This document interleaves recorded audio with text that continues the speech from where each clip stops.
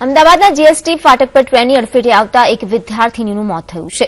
ધોરણ 7ની વિદ્યાર્થીની માનસી સ્કૂલેથી છૂટ્યા બાદ સાયકલ લઈને ઘરે જઈ રહી હતી ત્યારે ફાટક ક્રોસ કરવા ગઈ અને સાયકલનું ટાયર ફસાઈ ગયું હતું ત્યારે પૂરપાટ ઝડપે આવતી ટ્રેને માનસીને કચડીને નીકળી ગઈ હતી ત્યારે ઘટના સ્થળે હાજર લોકો ચોકિયાત નજરે જોતા રહ્યા અને માનસીના મોતના જે સમાચાર છે તે સામે આવ્યા। આમ તો રોજબરોજ અનેક લોકો ફાટક પર મોત સાથે સામનો કરતા રહ્યા છે ત્યારે શા માટે જાગૃત નાગરિકો સામેથી આવતી ટ્રેનની અવગણના કરે છે?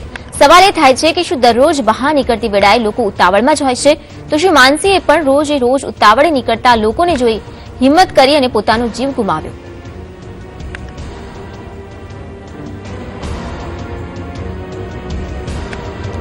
તો ગઈકાલે જે પ્રકારે માનસી જે વિદ્યાર્થીની હતી ધોરણ 7માં અભ્યાસ કરતી હતી તેની સાયકલનું ટાયર ફસાઈ ગયું હતું અને તે મોતને ભેટી હતી તો આ તરફ જે ગઈકાલની ઘટના છે છતાં પણ લોકો આ ઘટનાથી કોઈ શબક નથી લઈ રહ્યા અને આપ જોઈ શકો છો દ્રશ્યમાં પણ કે કોઈ પણ જાતના જોર વગર ત્યાંથી પસાર થઈ રહ્યા છે।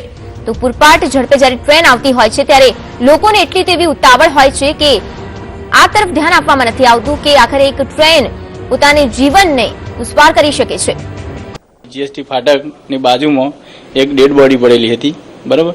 જે છોકરી માનસી એનું નામ હતું, જે સ્કૂલથી છૂટ્યા બાદ પોતાના મકાને પોતાના રહેણાંક વિસ્તારમાં પોતાના ઘરે જવા માટે નીકળેલી તે દરમિયાન ટ્રેનની અડફેટમાં આવી જવાથી મરણ ગયેલ છે અને જેનું અકસ્માત મોત નોંધી અને તપાસ હાલ ચાલુ છે।